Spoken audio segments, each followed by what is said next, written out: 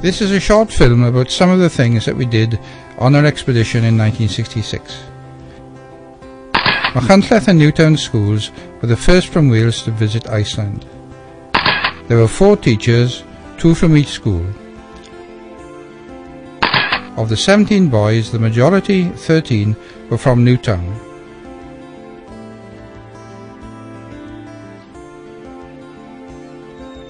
We arrived in Leith after an overnight journey in Weaver's bus.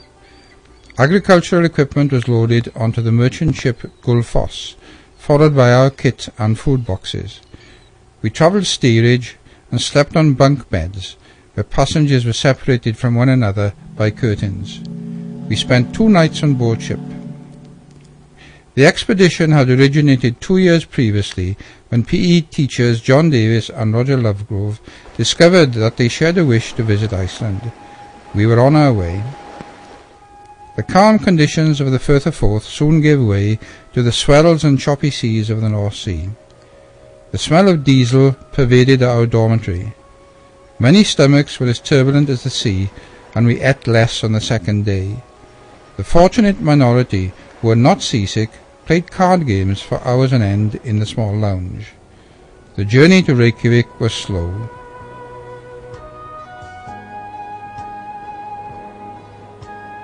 In the early evening of the second day we saw low snow-capped hills, then steep cliffs, some covered in bird droppings. Stomachs settled.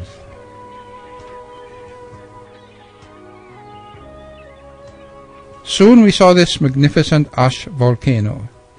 A few years before our visit, the submarine volcano Surtsey had emerged. When its lava flows stopped and solidified, this one, Surtlinger, took over. For me, and I think for most of us, this became the iconic image of our expedition.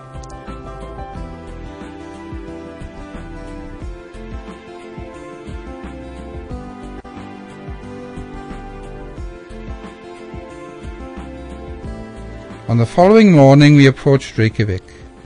There was a customs inspection of the ship. It had been a long journey and we were all in good spirits as we entered the harbour. We went through the usual formalities. We were looking forward to seeing Reykjavik and spending a few days at the youth hostel there.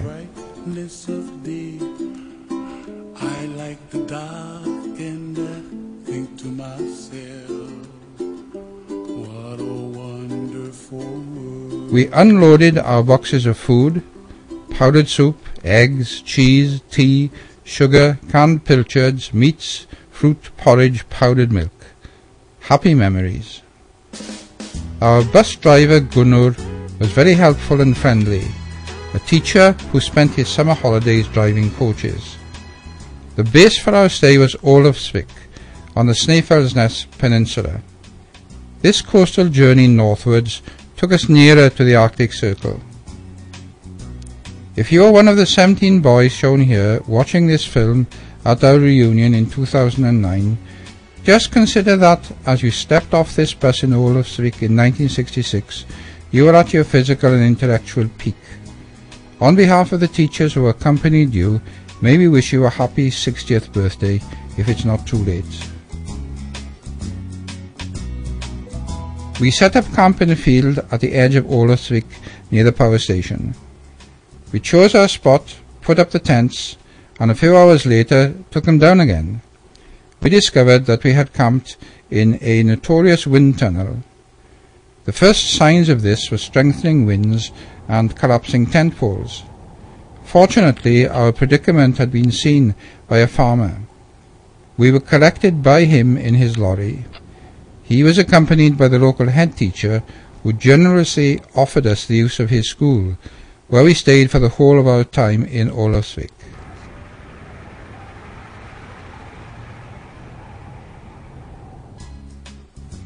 Ólafsvík has a tidal harbour and the jetty was the busiest part. We made our own map of the town showing the houses and other buildings, like the church and the cinema and the school. There was a gentle arc in the form of a cliff that curved around the town. Fishing boats unloaded their catch, then sent them to the nearby factory. Fishing was the main commercial activity. Nets were repaired on the quayside.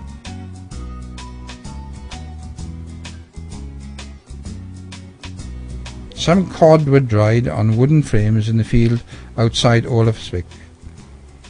On the rough pitch outside the school, we played 2 games of football against a team of local boys.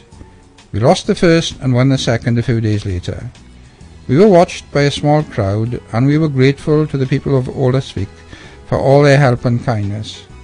My stand-in cameraman was a bit shaky, but he did catch the goal and the scorer, whoever he was. We walked the hills above the town and tiptoed across some streams. The volcanic debris resembled a waste tip mixed with snow and ice. We had found our ice in Iceland at the edge of the Snæfellsjökull mountain.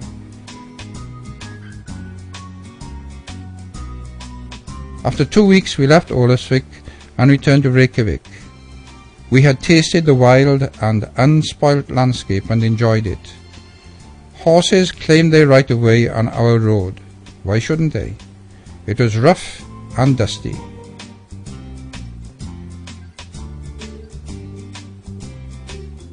Now and again we crossed some new narrow bridges.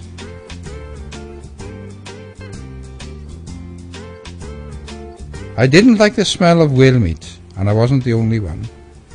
This whaling station at Valfjorda was overpowering, and we didn't stay long. These pictures, fortunately, will never convey the stench of the whaling factory. So let's move on. From Reykjavik we visited some of the inland sites. Hot houses where tropical plants and flowers and coffee trees were grown. The natural heat of the island was used to good effect. We saw an old volcanic crater and crossed many narrow bridges. Gunnar lit his pipe after each tricky manoeuvre. Our leader, Lovegrove, led in the way that a leader should. Then we reached the powerful cascading waterfalls of Gullfoss.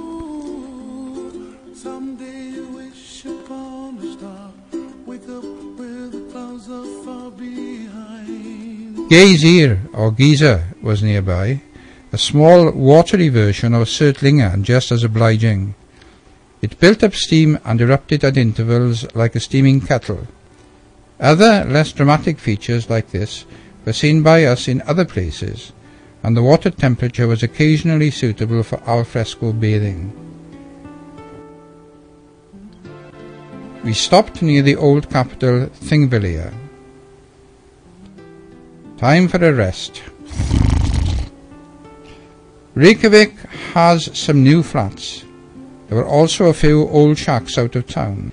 The town centre was small but busy, and we did some last-minute shopping. Town and harbour are close together. We walked around, rested in a park, and looked at the fishing and other boats in the harbour. I was sad to be leaving, and I think we all felt the same. I have such happy memories of the friendships that we built up between us and with the people that we met. Our last sight of Iceland was of Sörtlinga, still throwing out its volcanic ash. What a send-off to our expedition. Quite unforgettable.